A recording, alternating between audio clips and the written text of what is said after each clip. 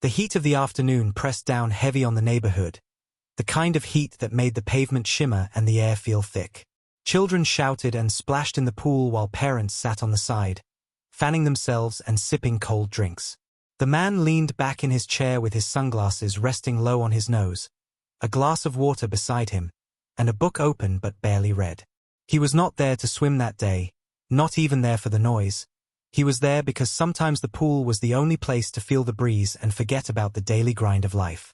For a while he let himself relax, watching the sunlight dance across the blue water, listening to the carefree laughter of kids as they leaped into the deep end. It reminded him of summers long ago, simpler times when no one cared about rules or fines, when fun belonged to everyone. That peace, however, lasted only minutes before a sharp voice cut across the air. "Excuse me, what do you think you're doing here?"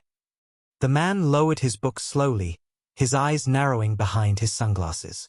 Marching across the concrete with arms stiff and jaw tight was the one person everyone in the neighborhood knew to avoid, Karen. She was dressed in her usual summer uniform, a visor on her head, oversized sunglasses, and a clipboard clutched to her chest like a badge of authority. People near the poolside lowered their voices, some children stopped splashing, parents turned away. No one wanted to be the target of her wrath. But today her eyes were locked on him. She stopped directly in front of his chair, her shadow falling over him like a storm cloud, and tapped the clipboard with her finger. "You don't belong here," she said, her voice loud enough for the entire pool to hear. "This pool is for members only, and I know every face in this community. I've never seen you here before, so I suggest you pack up your things and leave immediately." The man looked up at her calmly, not moving, not speaking right away. He could feel the eyes of the crowd on him, waiting, curious. He finally lowered his sunglasses and said in an even voice, "I live here." Karen's face twisted, a mix of disbelief and anger. "That's impossible," she snapped. "I checked the records. I know who belongs. You're not on the list. You're trespassing, and that's a violation of HOA rules." She pulled out a phone from her bag and waved it like a weapon.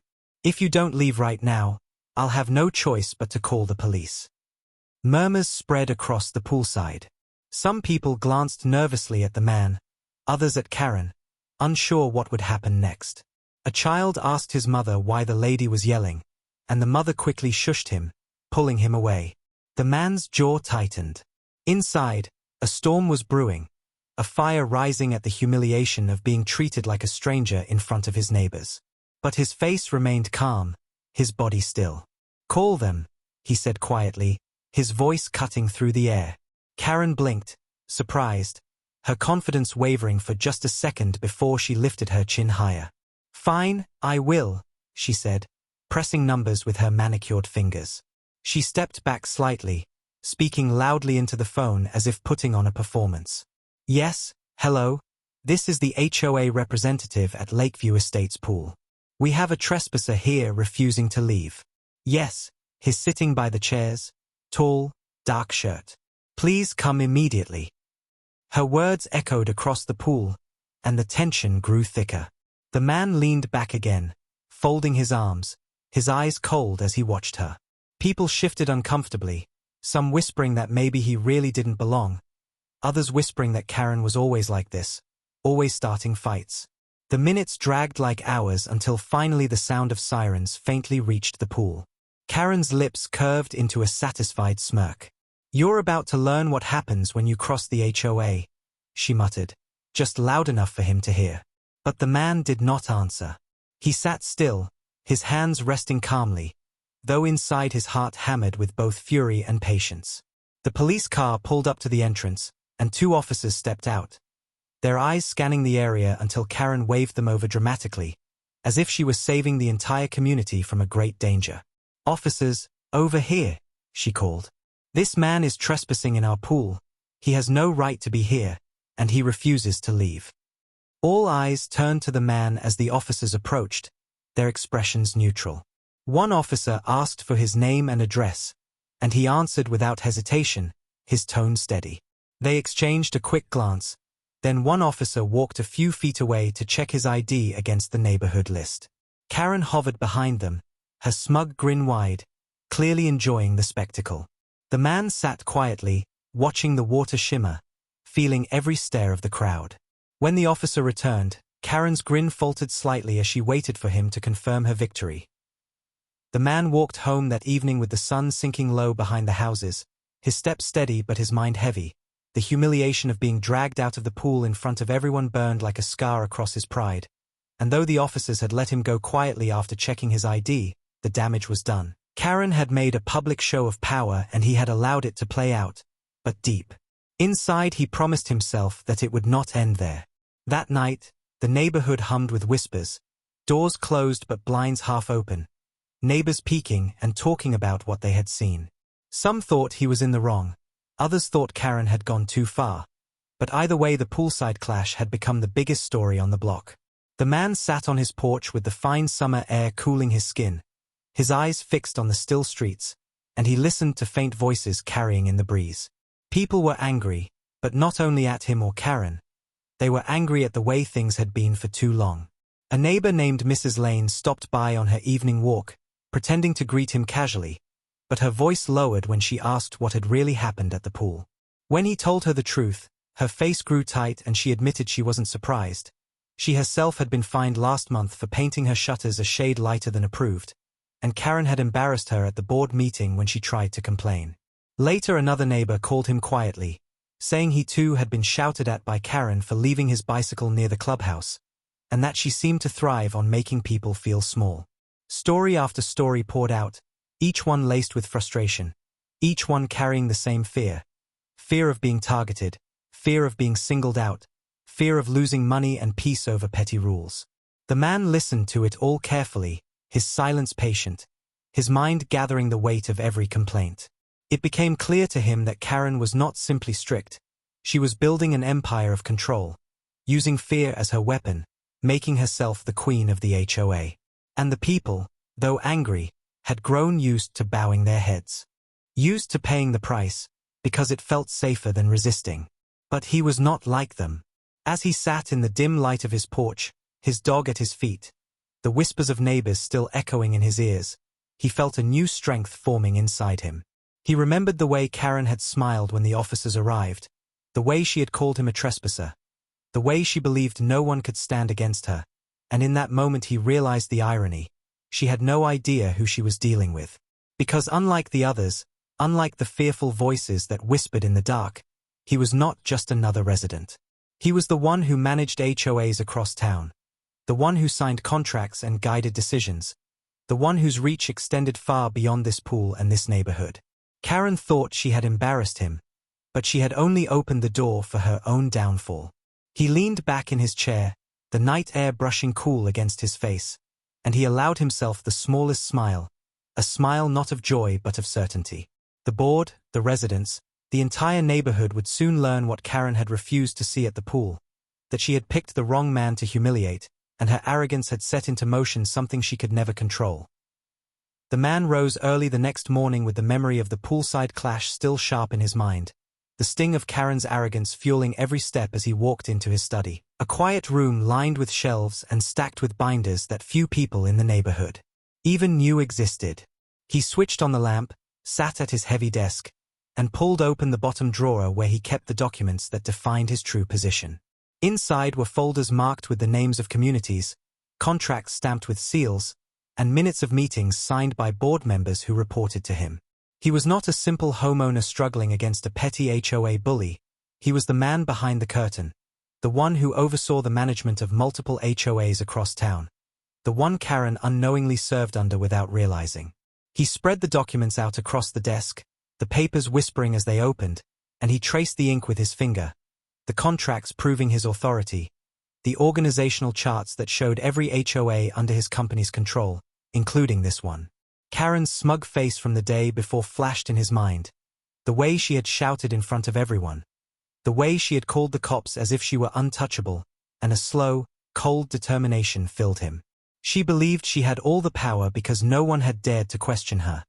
But he could topple her throne with a single document, a single phone call. Still, he did not move too quickly, because exposing his hand too soon would ruin the satisfaction of watching her arrogance collapse piece by piece.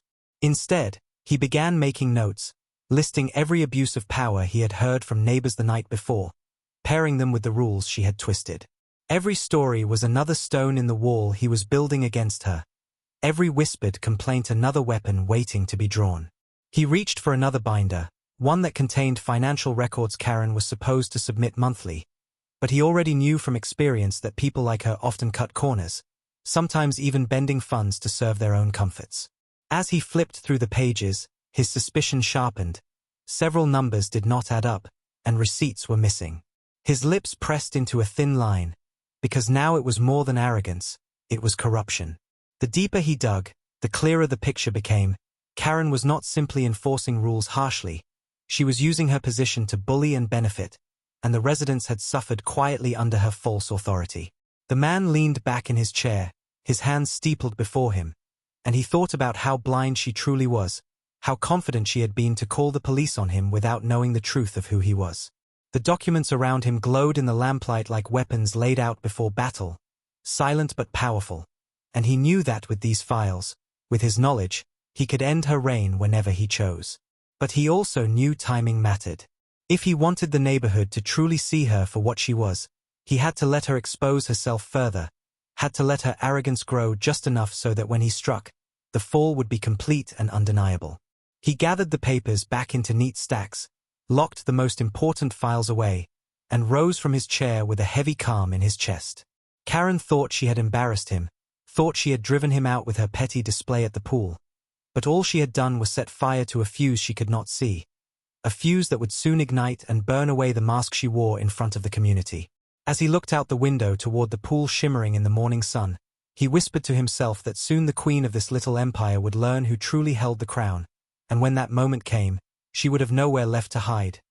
That evening the man walked slowly through the neighborhood, the air heavy with the sound of sprinklers clicking and dogs barking behind fences, but beneath the ordinary rhythm he could sense the unease. The way curtains shifted as he passed, the way neighbors lingered a little longer on their porches, wanting to speak but afraid.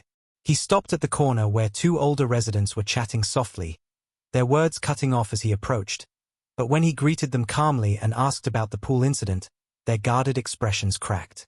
One of them shook her head, saying everyone had heard what happened, and though most pretended to support the board in public, behind closed doors they were tired of being pushed, fined, and humiliated. The man listened carefully, nodding, letting them speak without judgment. And soon their complaints spilled out like water from a broken dam. One said Karen had fined her for leaving a holiday wreath up a week too long. Another said she had been threatened for hanging laundry in her backyard where no one could even see it. And both of them agreed that Karen thrived on making people feel small. As he walked on, more neighbors approached him in hushed tones, some calling him quietly from their driveways, others lowering their voices while their children played nearby. Each story was the same in essence: fear of Karen, fear of sudden notices in the mail, fear of arguments that ended with bigger fines. One young couple admitted they had thought about moving away just to escape her constant harassment, and another neighbor told him he kept his truck hidden at his brother's house because Karen had complained about its size. Every whisper fueled the man's fire. Every tale of frustration became another piece of proof that the community was suffocating under false power. He realized then that Karen's strength had never been real authority. It had been silence, the silence of people too afraid to fight back, the silence that gave her voice the only volume in the room. But now things were shifting. As the man listened, some of the whispers carried something new: hope. They knew what he had faced at the pool. They saw that he had not bowed down, and quietly they wondered if maybe he could do what none of them had dared. He kept his answers simple, promising nothing yet, but his steady gaze and calm presence gave them more than words could. By the time he returned home, the night had deepened, and he sat again on his porch with the sounds of crickets in the air, the weight of the neighborhood's stories pressing down on him. He could still hear their voices, shaky but honest, and in those voices he heard the truth. Karen had ruled through fear, but fear was starting to break. He leaned back in his chair, staring at the stars above, and whispered to himself that the time for listening was almost over. The time for action was coming, and when it came, the whole community would finally see who truly held the power.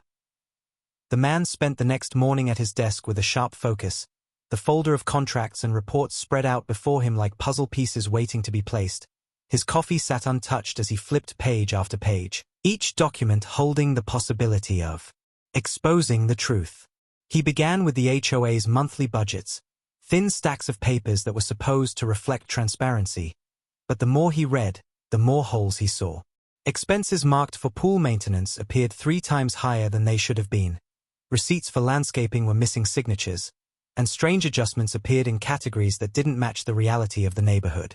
He leaned forward, his eyes narrowing, and traced the numbers with his finger, each line strengthening the suspicion already forming in his mind.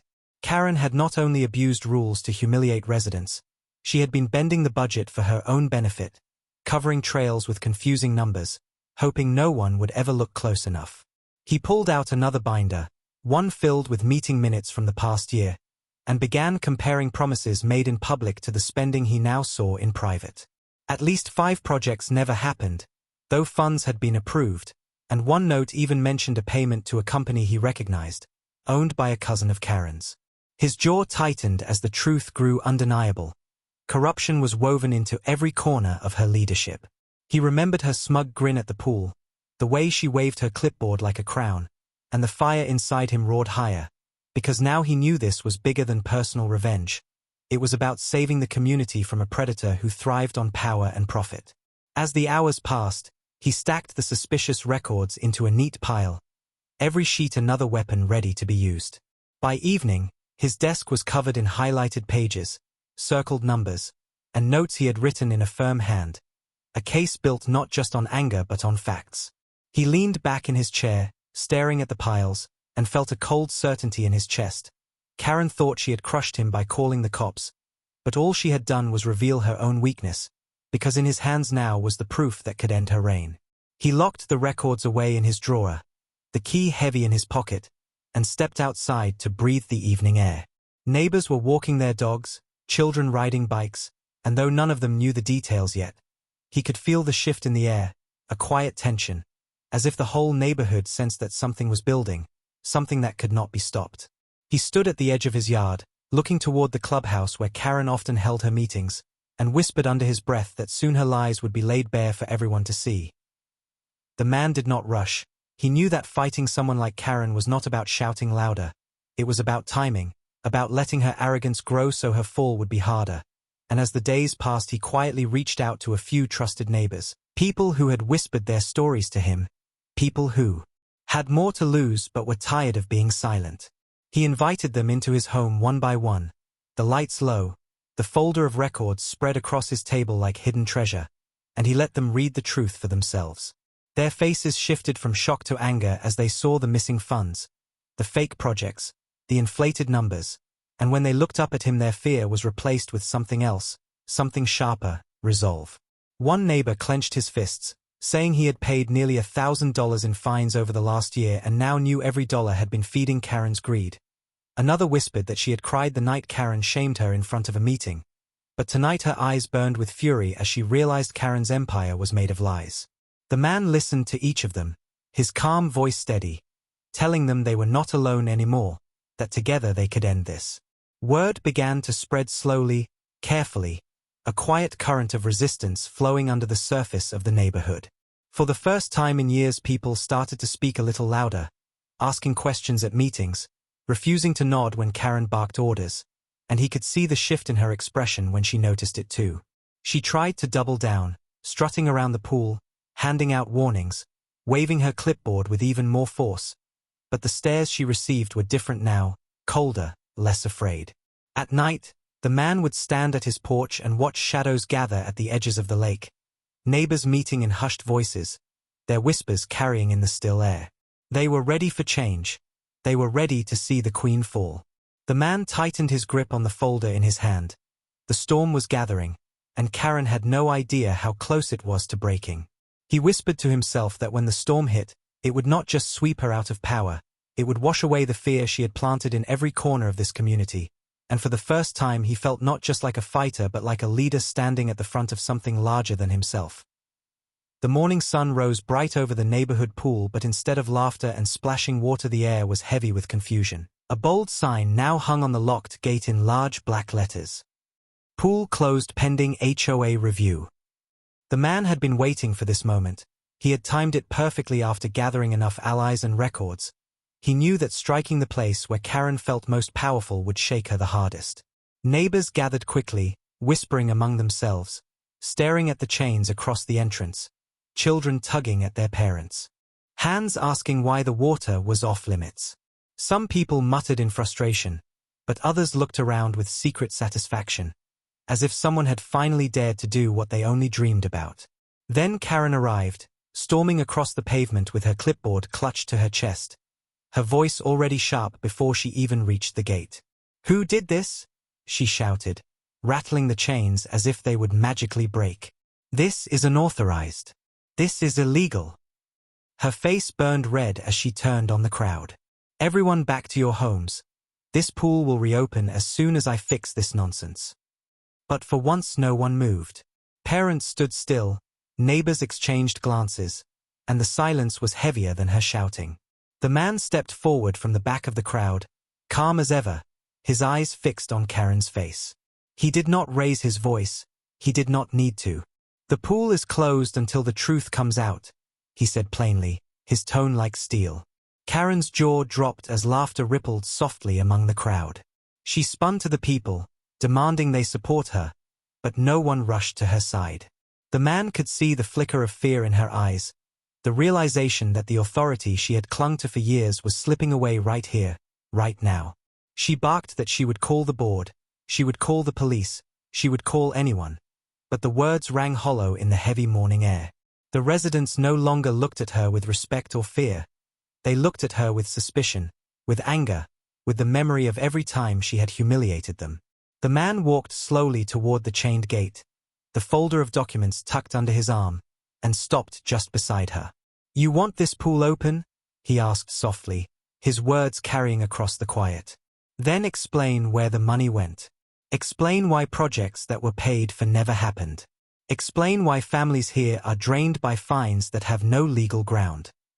Karen's face paled, her hands trembling as she held the clipboard tighter, and the silence of the crowd pressed in on her like a wall. She tried to speak but stumbled over her words, claiming it was nonsense, claiming he was lying. But the neighbors had already seen the cracks in her control. They had already heard enough whispers to know he was telling the truth. The man let the silence linger, watching her squirm, before turning to the crowd and saying, "This pool will remain closed until the corruption is finished. It's time this community chooses honesty over fear." Applause broke out, hesitant at first, then stronger, a sound Karen had never heard directed against her. She staggered back, her mouth opening and closing without words, her power crumbling in front of the very people she thought she ruled. The man stayed calm, his eyes never leaving her, his voice steady as he added, "This is only the beginning." And with that he walked away, leaving her standing alone at the gate, the chains clinking in the breeze, the neighbors staring at her with eyes that no longer believed. For the first time, Karen realized the pool was no longer hers, the people were no longer hers, and the power she clung to was slipping like water through her fingers. The man returned to his porch later that day, listening to the voices around the neighborhood. No one was whispering in fear anymore. They were talking in open groups, questioning loudly, demanding answers. Karen had lost her grip, and he had taken the first piece of her empire. He knew the fight was far from finished, but the tide had turned, and the storm he had been building was now breaking in full force. The board called an emergency meeting inside the clubhouse 2 nights later, desperate to regain control, desperate to convince the neighborhood that nothing was wrong. But the man knew this was the moment he had been waiting for. The lights inside the building glowed across the parking lot, casting long shadows as residents streamed in, more than he had seen in months, maybe years. People who had once avoided these gatherings were here now, some carrying notes, others whispering to each other, all of them curious, angry, and ready for answers. Karen stood at the front near the long table, her clipboard clutched to her chest like armor, her voice already sharp as she declared that the meeting was to address the unlawful closing of community facilities. She tried to sound confident, but the tremor in her voice betrayed her. The man sat near the back at first, silent, his folder of documents resting on his lap, watching as the board rattled through their usual lines about rules and order, about protecting property values, about following proper process. But the words rang thin, the room was restless, and people were no longer nodding like obedient followers. When Karen tried to shift blame onto him, claiming he had staged everything for attention, a neighbor stood up and shouted, "Then why are the financials missing?" Another asked about the pool repairs that never happened, though the board had collected thousands for it. Karen stammered, looking at the other board members for support, but their faces were pale, their eyes shifting nervously.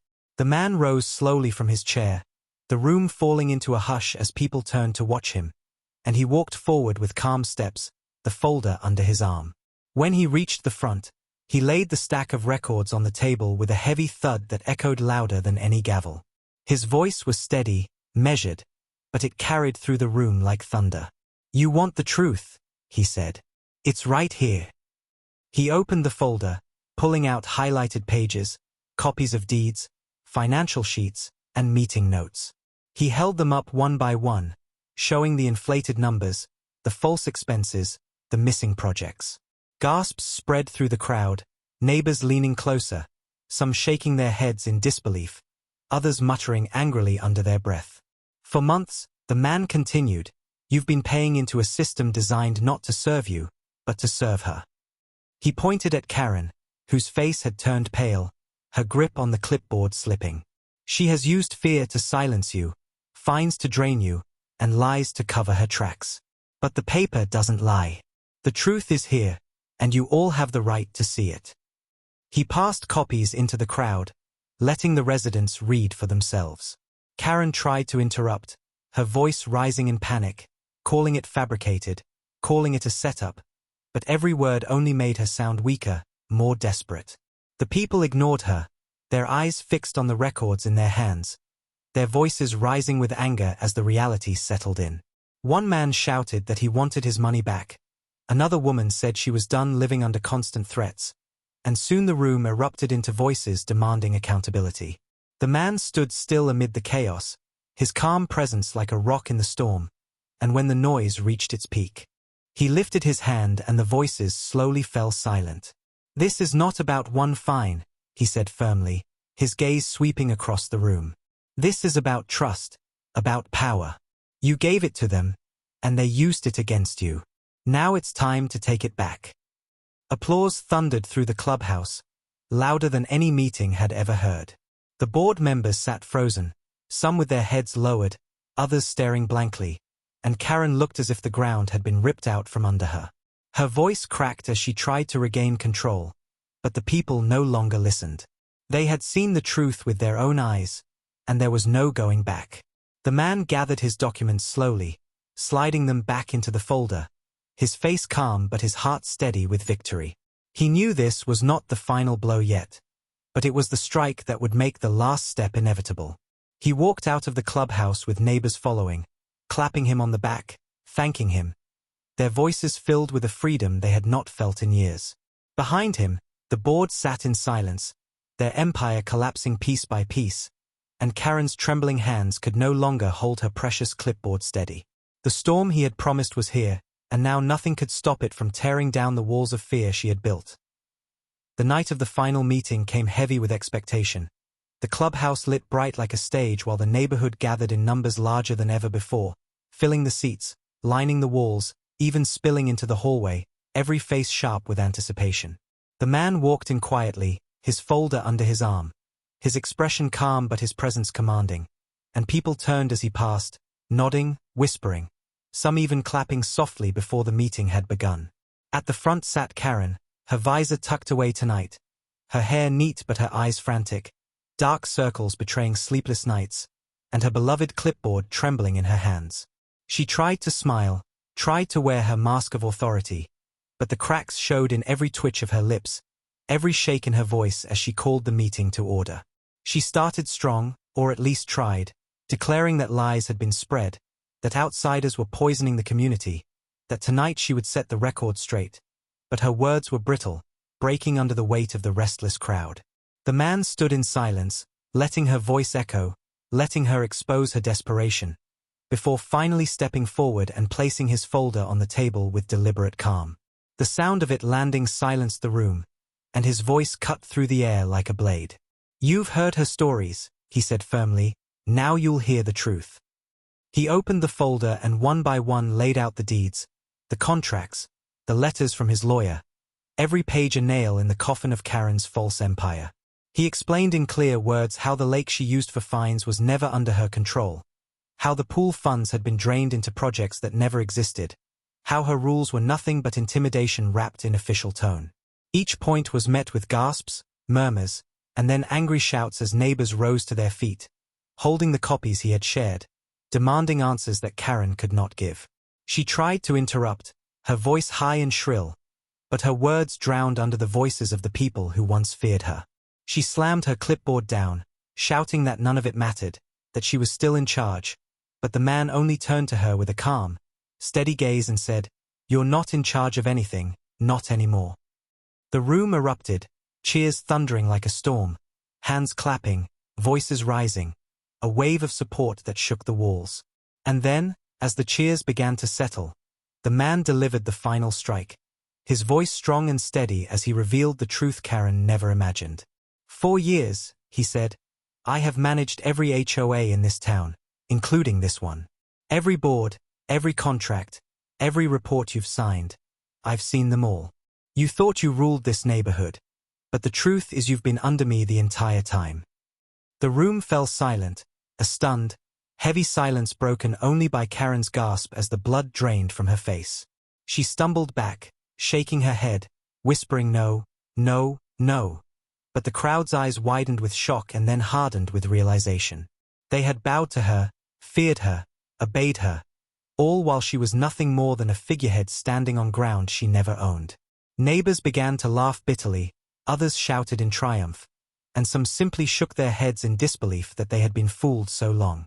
Karen tried to speak again, but her voice was lost, drowned beneath the roar of the people rising as one, their cheers crashing like waves against the walls of the clubhouse. The man gathered his papers slowly, each motion deliberate, each sound louder in the silence that followed the storm. He turned toward Karen, his eyes calm, and delivered the final words she would never forget, "Your reign is over." He walked out of the clubhouse then, the crowd parting for him like water, their applause following him into the night. Behind him Karen sank into her chair, her clipboard slipping from her hands, her empire of fear shattered beyond repair. Outside, the lake shimmered under the moonlight, the pool stood locked and silent, and the neighborhood breathed a new kind of air, an air free of fear, free of Karen, free at last. The man stood at the edge of the water, feeling the cool night breeze on his face, and for the first time in years he felt peace, because he had not only won for himself, he had freed them all, and the truth of who he was had finally broken the chains forever.